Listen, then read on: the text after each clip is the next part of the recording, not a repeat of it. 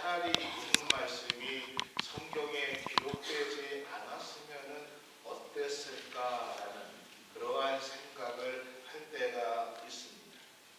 여러분의 생각은 좀 어떨지 모르겠습니다. 저는 개인적으로 그렇게 생각을 합니다. 그리고 오늘 본문이 사실상은 조금 어려운 본문입니다. 제가 이 본문을 설교하겠다고 마음먹은 것이 10월 첫째 주였으니까 한 달 정도를 이 본문을 가지고 제가 실험을 하면서 준비를 했는데, 사실은 오늘 아침까지도 이 본문을 다루어야 되는가 아니면 제가 다른 것을 해야 되는가 할 정도로 많이 생각했던, 그래서 좀 어려운 본문 중에 하나입니다. 오늘 성경 말씀의 흐름은 이렇습니다. 창세기 7장 8장에 하나님께서 온 세상을 물로 심판하셨습니다. 그 이후에 노아와 노아의 가족들이 홍수의 심판이 끝나고 이제 물이 빠지고 육지가 드러나서 땅 위에 올라와서 하나님 앞에 감사의 번제를 드립니다. 그리고 바로 오늘 본문에 있는 9장에서 보면은 하나님과 노아 사이, 하나님은 노아와 하늘에다가 무지개를 띄우시고 다시는 내가 물로 심판하지 않겠다라는 노아와의 언약의 약속을 맺으시는, 그 언약을 맺으시는 멋진 장면이 9장에 펼쳐지고 있습니다. 정말 얼마나 멋지고 위대한 일입니까?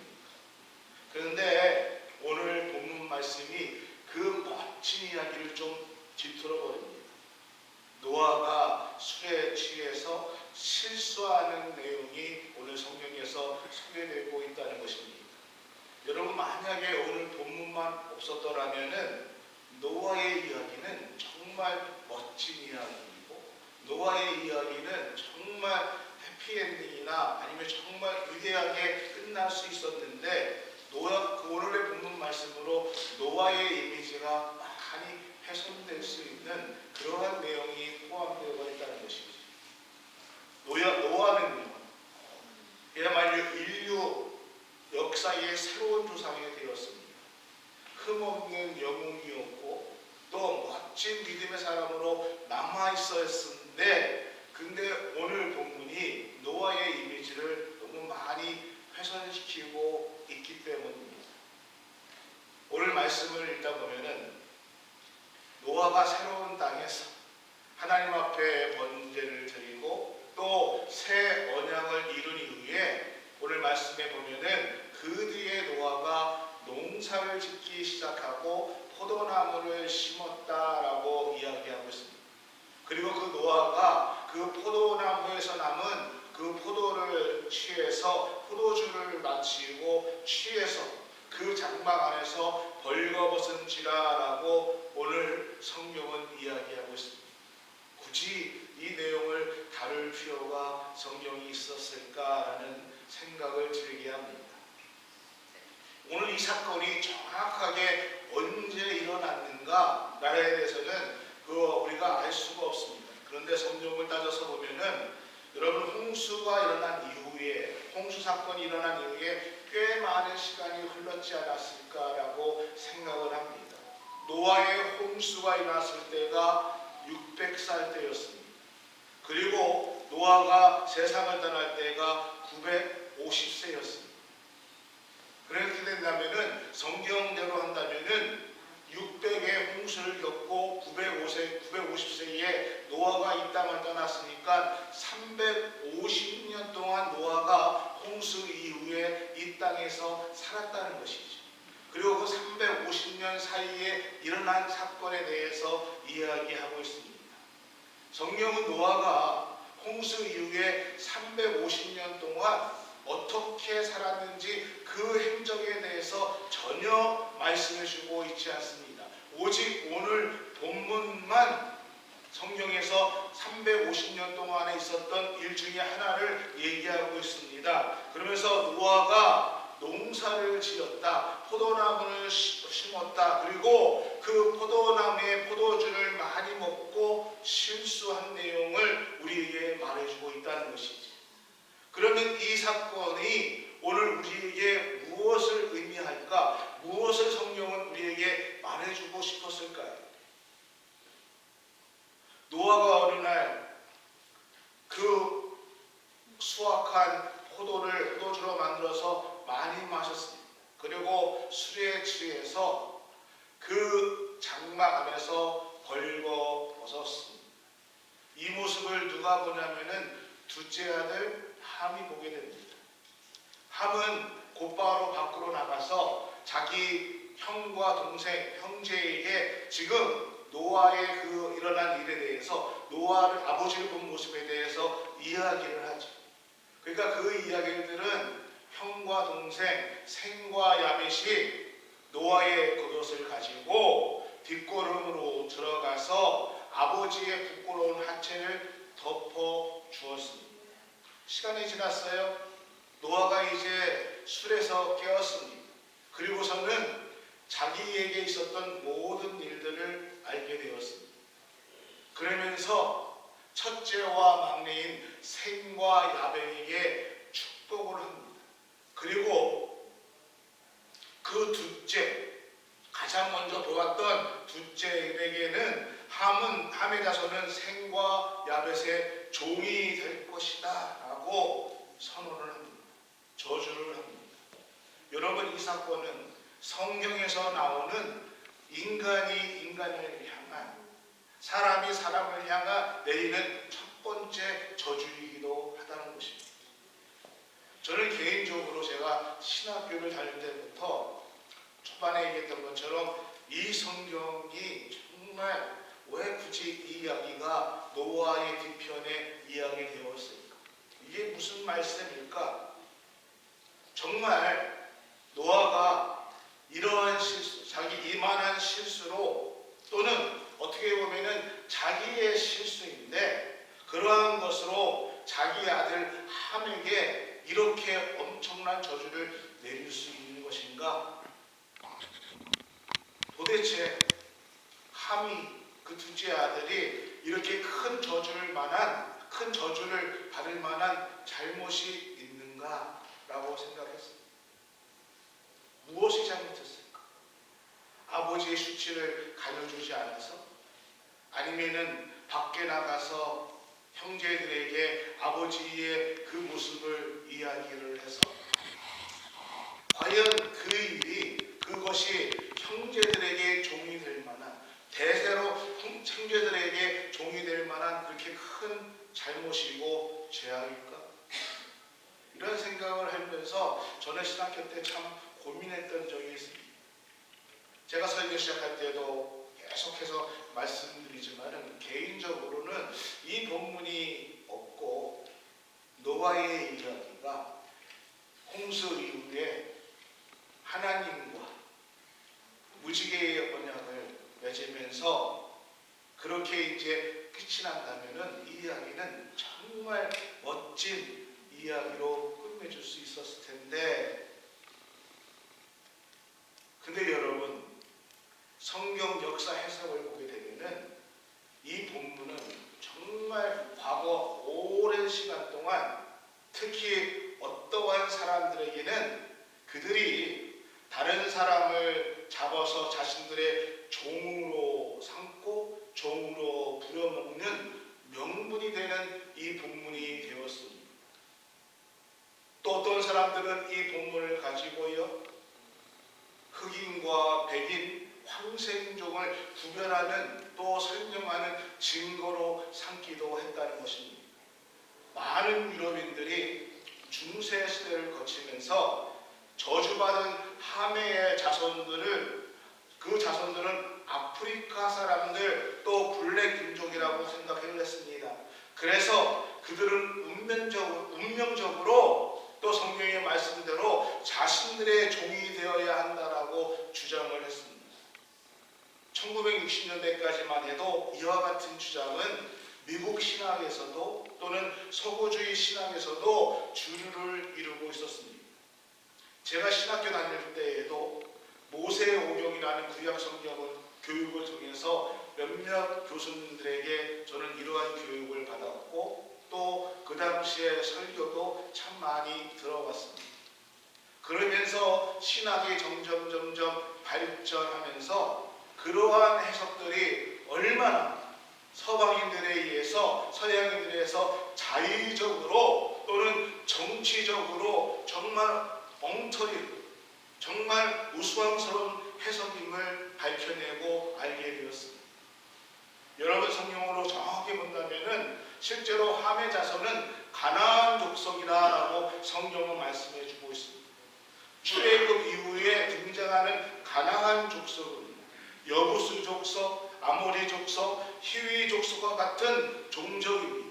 그러니까 그들이 아프리카의 인종, 아프리카의 선조라고 해석하는 성경 자체가 모순이고 틀린 해석이 된다는 것입니다. 그렇다면 오늘 본문 말씀이, 성경 말씀이 우리에게 무슨 메시지를 주고자 하는 것입니다. 차라리 이 성경이 없었으면, 이 내용이 없었으면 좋았을 것 같다는 생각이 드는 이 성경 내용이 그 당시에 이스라엘 백성들, 아니 노아의 후손들에게 오고 가는 이 시대에 또 현대 시대를 살고 있는 우리들에게 성경은 무슨 말씀을 해주고 싶은 것일까요? 우리가 하나님 앞에 진지하게 이것에 대해서 생각하고 기도하며 고민해 봐야 한다는 것입니다. 창세기 6장 9절에 보면은 노아에 대해서 이렇게 성경은 얘기하고 있습니다. 노아는 의인이요 당대의 완전한 자다. 그는 하나님과 동행하였습니다. 그렇습니다. 노아는 분명히 하나님 보시기에 의인이었습니다. 그래서 노아는 모든 일을 멸망하시겠다고 하나님께서 결심하셨을 때에 그 위기의 상황에서 하나님은 노아를 선택하시고 방주를 짓게 하시며 유일하게 인류의 씨앗으로 남게 하신 분이 바로 믿음의 사람 노아였습니다. 여러분 가끔 과학영화, SF 영화를 보게 되면은 이러한 내용들이 나옵니다. 지구가 멸망하게 되었어요. 그러니까 지구가 멸망하게 되니까 인류를 보존하기 위해서 그 지구를 탈출하는 우주선에 그 인류를 대표하는 사람들을 뽑습니다.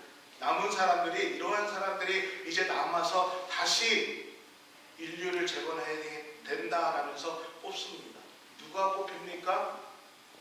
사람들은 합니다. 앞으로 다시 과학을 일으킬 과학자들을 뽑습니다. 또 누구를 뽑아요? 혹시 모를 그 병들이 생길 때에 고쳐야 될 아주 유능한 의사들을 뽑습니다. 문화 예술을 꽃피워야 되니까, 그들에게 가르쳐야 되니까 유명한 문화 예술가를 뽑습니다. 제가 어떠한 영화를 보아도 목사가 뽑힌 내용은 한 번도 볼 수가 없습니다. 목사만 뽑아요?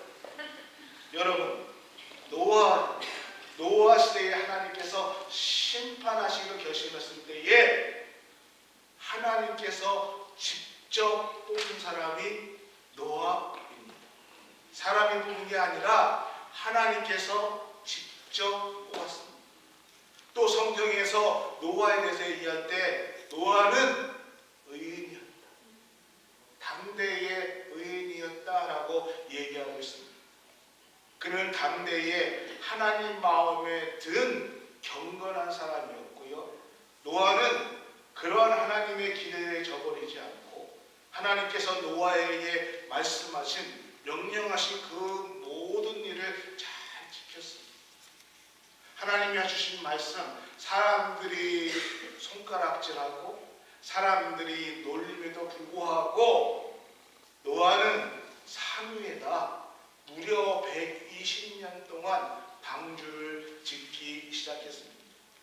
그리고 마침내 하나님의 심판대로 하늘문이 열리고 비가 내리고 홍수가 날 때에 노아는 노아의 가족들과 그리고 그가 선택했던 그 모든 짐승들을 데리고 구원의 방주, 은혜의 방주에 들어가게 됩니다.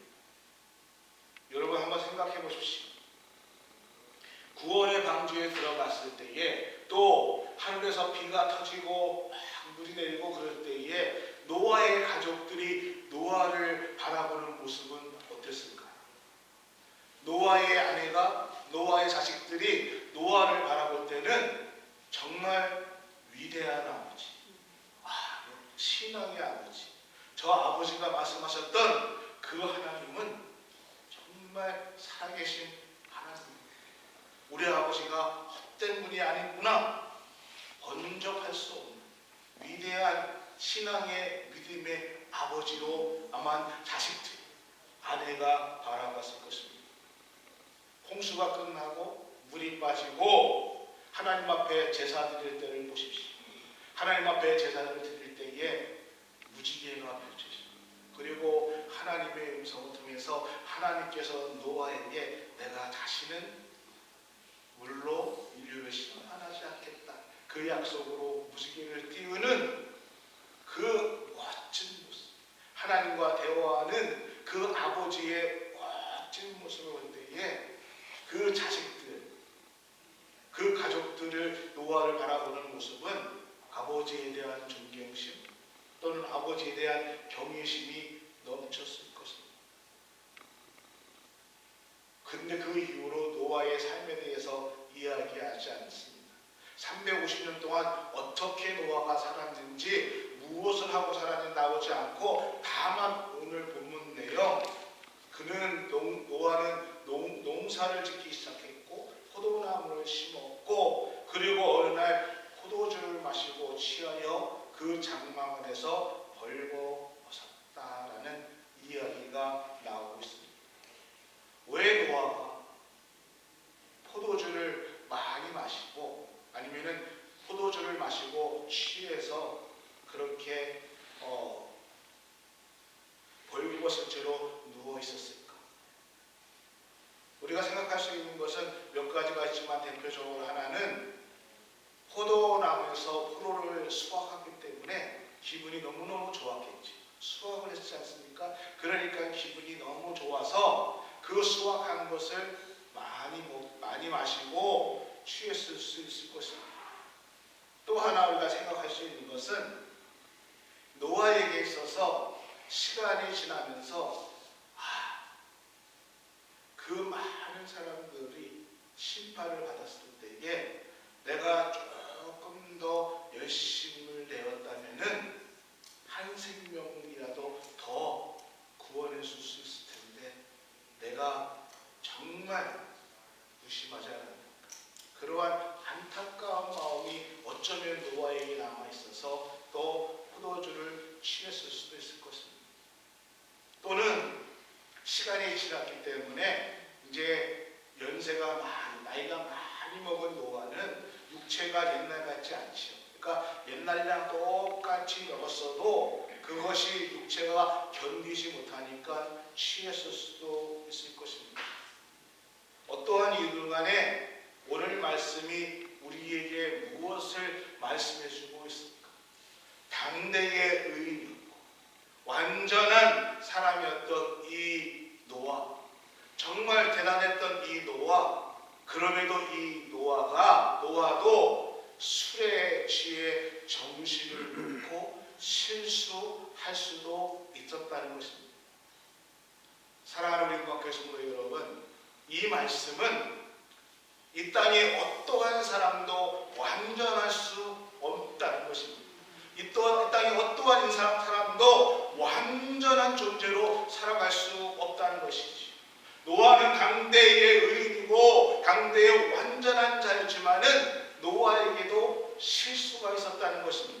노아 역시 불완전한 존재였다는 것입니다. 이것이 오늘 성경이 노아를 통해서 당대의 의인이었던 사람, 완전한 노아도 그러했듯이 오늘 우리 역시 어떠한 상황 가운데 또는 환경 속에서 때로는 실수할 수도 있고 때로는 실패할 수도 있고 때로는 넘어질 수 있는 불완전한 존재라는 것입니다. 실수하는 인간, 허물 많은 인간, 또 죄에 빠져 있는 인간의 모습, 그것이 다른 사람의 모습, 하나님을 믿지 않는 사람들의 모습이 아니라 오늘 나의 모습이 된다는 것입니다. 여러분, 이것이 인간입니다. 어느 누구도 인간은 완벽할 수가 없다는 것입니다. 오늘 본문이 그것을 우리에게 말씀해 주고 있는 것입니다. 또 하나 오늘 본문이 우리에게 말씀해 주시는 하나는 포도주를 마시고 취해서 그 장막 안에서 벌거벗고 있는 모습을 두 번째 아들 함이 보게 되지. 그러면서 이 함이 22절 23절에 보니까 뭐라고 얘기하냐면은 가나안의 아버지 함이 그의 아버지의 하체를 보고 밖으로 나가서 그의 두 형제에게 알림해 셈과 야벳이 옷을 가져다가 자기들의 어깨에 메고 뒷걸음쳐 들어가서 그들의 아버지의 하체를 덮었으며 그들의 얼굴을 돌이키고 그들의 아버지의 하체를 보지 아니했다. 함은 아버지의 하체를 보고 아버지의 부끄러운 모습을 보고 밖으로 나가서 자기 형제들에게 그 모습에 대해서 말을 했습니다. 그리고 그 얘기를 들은 첫 번째와 세 번째 셈과 야벳은 옷을 가져다가 뒷걸음쳐서 아버지의 부끄러운 모습을 보지 않고 아버지의 하체를 조심스럽게 가려 주었던 모습에 대해서 말씀해 주고 있습니다. 그리고 후에 이 모든 사실을 알았던 노아는 자기의 부끄러운 모습을 다른 형제에게 말했던 하회에 다른 형제들의 종이 될 것이다 라고 저주를 했습니다. 그리고 자기의 부끄러운 모습을 가져주었던 셈과 야벳에게는 그 형제들을 종으로 부를 것이라는 복을 선포하는 내용이 나오고 있습니다. 여러분, 이 이야기를 어떻게 우리가 해석하고 이해해야 될까요? 제가 앞에도 말씀드렸지만은 그것으로 인해서 노아의 이 저주는 너무한 것이 아닌가라고 생각의 정도로 드는데, 어느 아버지가 자식이 잘못했다고 이러한 저주를 할까? 어떠한 아버지가 자식이 잘못한 것 같고 너는 네 형의 종이 될 것이다, 네 후손들은 종이 될 것이다 라고 이러한 저주를 할 수 있을까? 사랑하는 우리 목회 성도들, 제가 이 말씀을 정말 오랫동안 보면서 책을 많이 읽었으면서 지금 신학자들의 전통적인 해석법에 의하면은 이렇습니다. 아버지의 수치를 보고도 가리지 않고 아버지의 수치를 보고 다른 형제에게 알리는 그 마음은 종이 되어서 마땅한 또는 종의 정신, 종의 태도를 가진 사람이라는 것입니다. 반면에 다른 이의 실수를 보고도 겉옷을 가지고 그 실수를 덮어주는 사람들은 종을 부릴 수 있는 자격, 다시 말씀드리면은 그러한 사람은 종을 부릴 수 있는 주인의 마음, 주인의 정신, 리더의 정신을 가진 사람들이라는 것입니다. 오늘 인류의 조상이, 새로운 인류의 조상이 되어서 이 땅을 이끌어 나갈 그 노아의 가족들이 이 땅에 새로운 하나님의 나라를 세워야 할 노아의 아들들에게 또는 이 시대를 살아가고 있는 오늘 믿음의 하나님 사람들에게 오늘 이 성경 노아의 실수의 말씀을 통해서 성경이 우리에게 말씀해 주고 싶은 것은 겉옷을 준비해야 된다는 것입니다. 여러분, 실수는 어디에서나 있습니다. 실수는 누구에게나 있습니다. 그런데 우리가 그 실수를 보았을 때, 그 누군가 타인의 실수를 보았을 때에 어떻게 하는 것이 선한 방식입니까? 어떻게 하는 것이 하나님께서 원하시는 믿음의 사람의 방법인가? 믿음의 사람의 해결책인가를 우리는 고민해야 된다는 것입니다. 우리는요, 그 실수를 보고 누군가에게 그 실수에 대해서 말할 수도 있고요, 또는 그 실수를 보고 겉옷을 벗어 그 실수를 덮어줄 수 있습니다.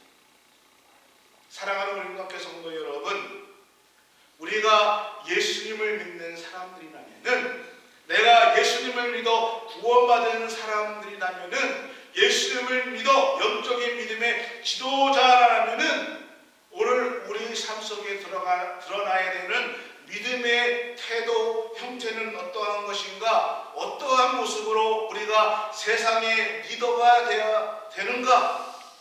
오늘 이 말씀을 통해서 정말 종을 부를 수 있는 리더의 그 리더십은 무엇인가? 다른 이의 허물을 덮어 주어야 한다는 것입니다.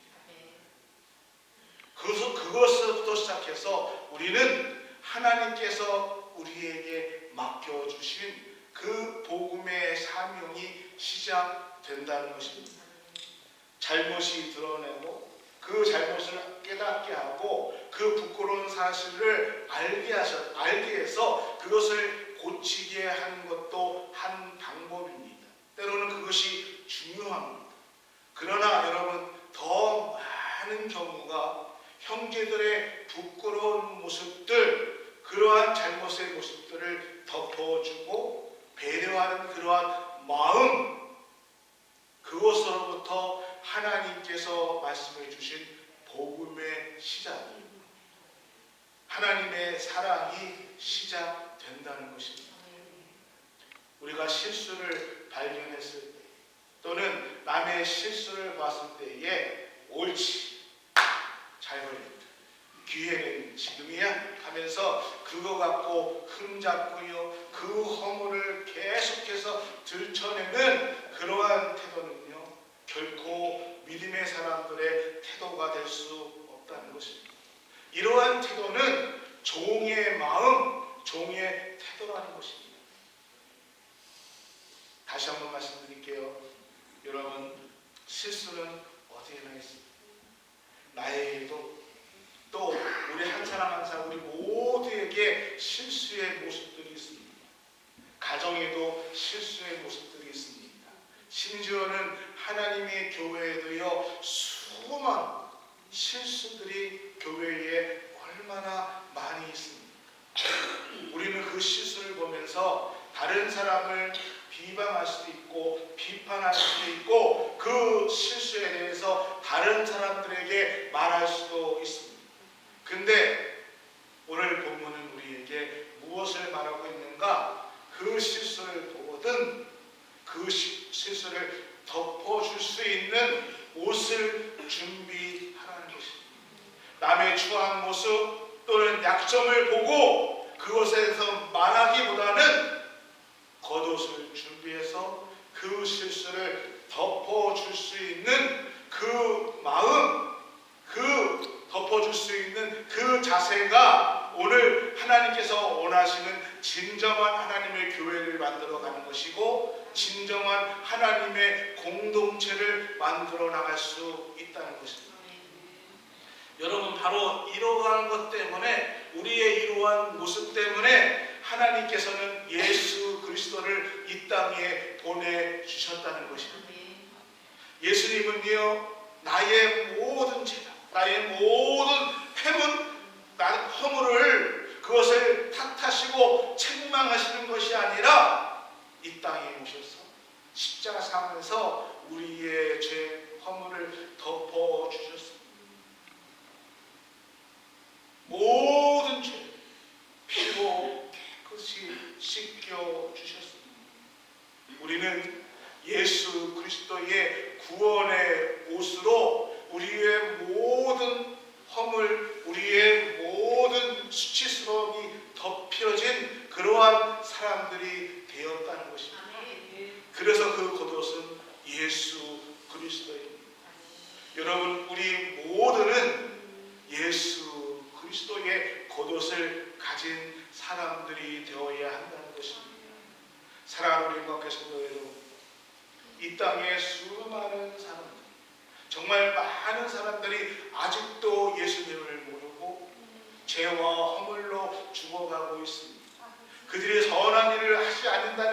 아닙니다. 예수 그리스도를 몰라서 구원을 잃어가고 구원을 모르고 죽어가고 있다는 것입니다.